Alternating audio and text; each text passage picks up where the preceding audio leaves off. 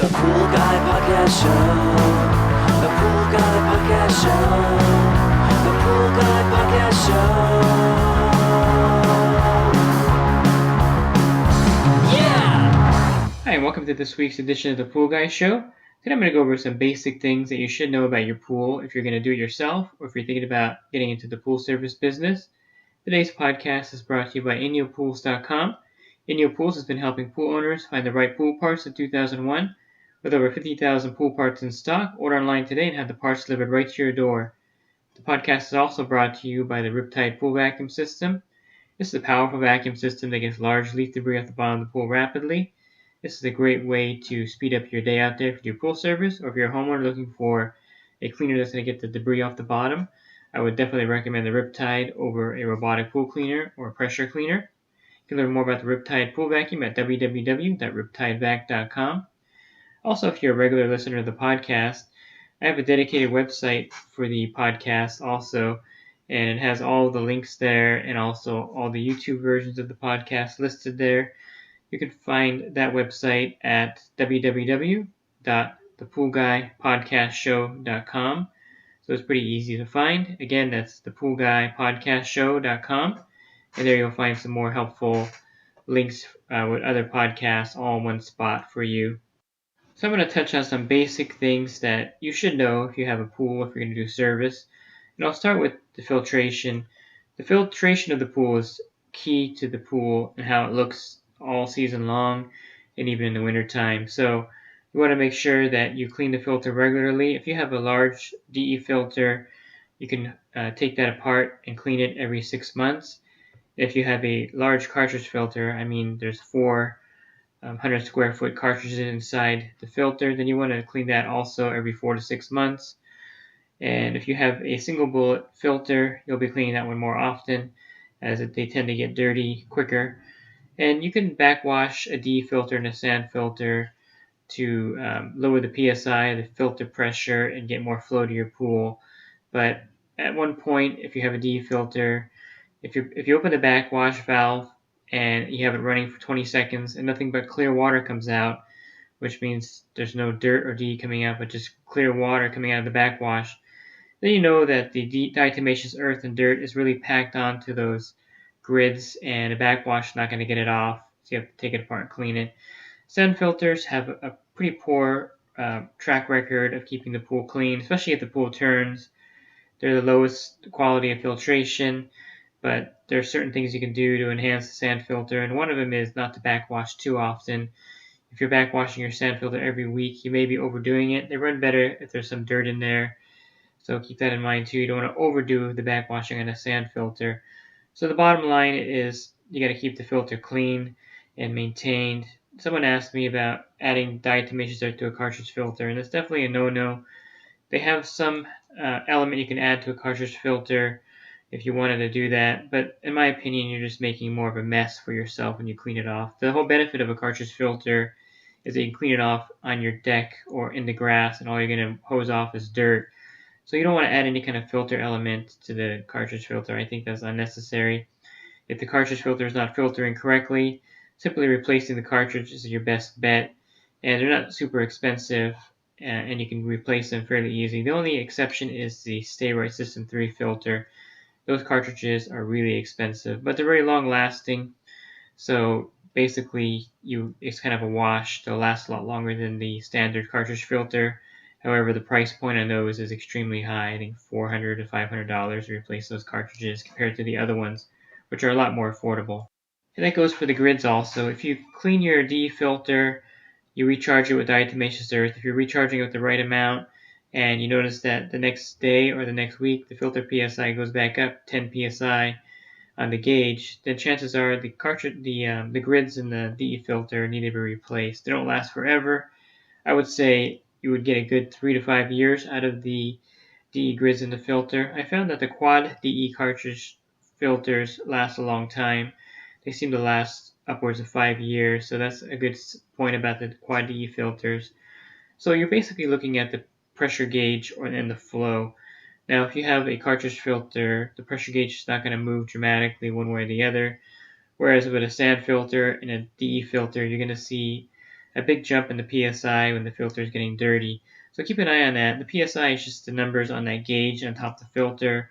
0 is when it's off, and then normally a D filter will be at 20, and when it gets to 30, you have to clean out the filter. There are some exceptions. There's some pools with back pressure, which means the return lines aren't moving the water as fast as the suction line, so the PSI may be higher on that particular pool. So it may start at a 22 and may go up to 34, 35 when it's dirty. So the filtration is key. I think one thing that's always neglected is the filtration of the pool. People will throw in chemicals like crazy, spend lots of money on chemicals, run the pool, but if you don't have a clean filter, or if the filter is not working properly, the water quality is going to suffer. And you'll notice you can throw in 2 gallons of chlorine, and the next day it's going to be zeroed out because it's just not filtering the bacteria out of the pool and the algae out of the pool, and the chlorine is being destroyed pretty quickly. So if you're adding a lot of chemicals to your pool, check the filtration to see if that's the problem. And I bet when you change out the cartridge or change out the sand or change out the DE grids, you're going to see a vast improvement on the chemicals holding in the pool as well as the water quality of the pool. And I get this question often. There's green pools all season long basically. I've done green pools in the middle of winter. I've done green pools, in January, February. Of course, green pools are very common in the summertime in my area. And if you're in Australia or other parts of the world where your summer is opposite us, you're going to be starting your pool season. So green pools, basically, I get asked, how much chemical should I put in, or should I drain the pool, or what should I do with this pool that's green? And I always start with the fact that, is the equipment working? If the equipment's not working properly, the filtration is not working, or the pumps hasn't been running in 6 months, then obviously you may have to drain the pool to get it back in shape. You may not be able to get it back in shape just with chemicals because you need to run the pool for that to happen. If you have more than 3 to 4 inches of gunk, silt on the bottom of the pool, you definitely probably are better off draining the pool down and starting with fresh water. But typically, most of the green pools that I deal with, they only have maybe half an inch of sediment on the bottom, and it's mainly just algae in the pool. And typically the systems are actually working fine. It's just that the pool was neglected and the chemistry got out of balance, or the customer got busy, or what have you, and the pool turned green. So in that case, the most common answer is you can really bring the pool back with just a lot of chemicals in the pool. And I have several green pool videos. I think I have 5 of them on my channel. Different methods to get the pool back in shape. And the latest one is turning a green pool back with the PoolRx unit, which I really think is the way to go. So you can pull that video up on my channel and watch that one. So when you go to shock a pool, even if the pool is not green, let's say the pool is cloudy, it's going to take a lot more chemicals than you think to bring the pool back around. And I think that's one of the misconceptions. If you go to the online pool calculator and it's showing 0 parts per million, and you type in your pool size, 20,000 gallons, it'll tell you to add maybe 1 gallon of liquid chlorine to bring the pool back, or bring the chlorine level up to 3 parts per million. However, there's other factors that will cause you to add much more chemicals. One of them is the organics in the water. If the pool has a lot of algae in the water, it's not going to be 1 gallon of liquid chlorine is not going to do much. So the rule of thumb and the default is you're always going to use more chemicals than you would ever imagine using to turn your pool back, whether it's green or just cloudy. So keep that in mind when you're adding to the pool the shock level of chemicals. Let's say you just put 4 gallons of liquid chlorine into a green pool. You get back to the next day, the pool is just as green as it was before. You obviously didn't add enough chemicals to the pool, and you just wasted those 4 gallons of chlorine. So in that case, in your mind, always double, triple, quadruple the amount of chlorine that you think you're going to need to get the pool back. Having too much chlorine in the pool is not a problem. Just don't add any more for the next week or 2 after that. But you definitely want to add enough chlorine so that you win the battle against the algae and organics in the water. And these same rules apply for a cloudy pool. There's a lot of organic in the water. You can't see the bottom. You're going to need a lot more than 1 or 2 gallons of liquid chlorine if you have a 20,000 gallon pool to bring it back. And runtime is important. I'll touch on this too. A lot of people don't like running their pools in the season or even out of season. And I think this is one of the big mistakes, is that they think that By not running the pool, they're saving electricity and saving money, which is true in one way. And on the other respect, you're going to spend a lot more money on chemicals. The filter is going to be a lot dirtier because the debris is going to be falling to the bottom more often, and the automatic cleaner is going to be picking it up a lot more often. So not running your pool is not going to really save you much. And I'm a big proponent of running your pool as little as possible to get one cycle of water through, which will save you a lot of money just in that respect. And people overrun their pools. I'm positive that you're probably running your pool too long in the summertime in most respects. And in the wintertime, you can bring that down to 2 to 4 hours a day, not a week. And run your pool a lot less in the winter because the water is much colder. We don't close our pools here in California, so we run our pools all winter long. And just not running your pool long enough is a big factor in the water quality. So keep that in mind. That's a pretty basic thing. The filtration, the green pool and shocking it, and the cloudy pool, and the runtime of your pool. Now, a lot of people have variable speed pumps, and they love running it on low speed pretty much the whole day, which is fine in a lot of respects, but you'll notice that the quality of the water suffers on low speed. A lot of times someone will sell you a variable speed pump and not tell you that for the salt water generator to work, you need to run it at a higher speed. And if you have a suction side or pressure cleaner, you have to run your pool at a higher speed for sure to get those moving. So don't be sold on the variable speed pump running it at low speed all the time and not using any electricity in the summer. Basically, you're going to run it on low speed, yes, and that saves you a lot of money. But you have to run it on higher speeds also to get the water circulating, to get the cleaner moving. So it's still going to save you a lot of money over a single speed pump for sure.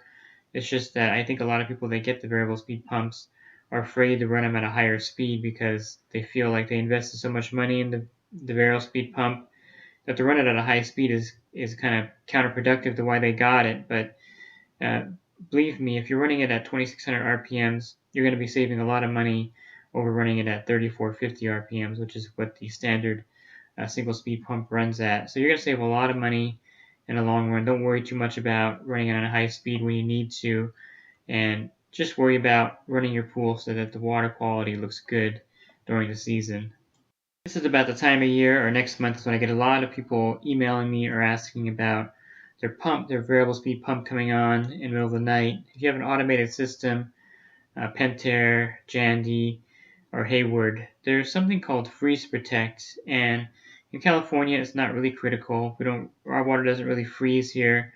Maybe in certain areas of the state you're going to get water temperature down to the freezing level, but the majority of the state and other parts of the country where they don't close their pools, you're not going to get water cold enough to freeze in the pipes and cause basically the main damage that will happen is that the O-rings in the heater will expand and contract and cause a leak. But once in a while, in a long while, maybe a pipe will burst from being frozen, but not common. So the variable speed pumps and the automated systems have something called freeze mode or freeze protect. And when the water temperature gets, I believe, 37, 38 degrees, the temp sensor will let the pump know it has to come on so that the water doesn't freeze. And then the pump will come on generally 1 in the morning and run till like 5 or 6 in the morning. And if that's not your normal run time, it freaks a lot of people out. Why isn't my pump coming on in the middle of the night all week? And that's because of the freeze mode or freeze protect mode. And I believe the only one you can disable it on is the Hayward Aqualogic system. Pentair, you can lower it down, and same with the Aqualink, but you can't disable the freeze protect mode in an automated system. On the pump itself, if it's a standalone variable speed pump, I believe you can disable it on most of the variable speed pumps, so that won't happen. But generally, if the pump comes on in the middle of the night, it's because of the freeze mode activating. And don't call your pool service provider panicking at 2 in the morning that your pump's running. Just wait till the next day, and they're going to tell you that, yeah, it's probably the freeze protect mode. So one way around this is to simply change your run time of your pool to run from midnight till 8 in the morning in the winter time. And that way the pump will be running anyway during those times of night where it would come on, and you're not wasting electricity. You can also lower the RPMs of the freeze mode. So I have one customer with an easy touch automation, and the pump is right by her window. So in the wintertime it would come on, and wake her up at night. So I actually lowered the freeze mode down to I think 1400 RPMs. And so when the freeze protect comes on at night, you can't even hear it. So that's one way around the freeze mode, is to lower down the RPMs if you have a variable speed pump, of course, connected to your automated system. If not, you're pretty much out of luck. But if you have a variable speed pump connected to your automated system, you can lower down the RPMs in freeze mode, and that way when it does come on in the middle of the night, it's not going to wake anyone up. So this is something that you should be aware of in the wintertime if you have a variable speed pump or an automated system with a variable speed pump, or an automated system with a standard speed pump. It's going to have that come on.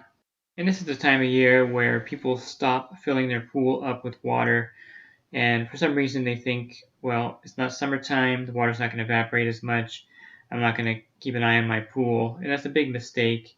The water level is critical all year long, and it does evaporate even in the wintertime. I add water to my pool probably every 2 weeks now in the wintertime, but I still add water because that is one key to the pool looking good every week, is having the right water levels that the pool can actually filter and run. If you have an older pool, there may not even be any safety device that will prevent the pump from running dry when the water gets low.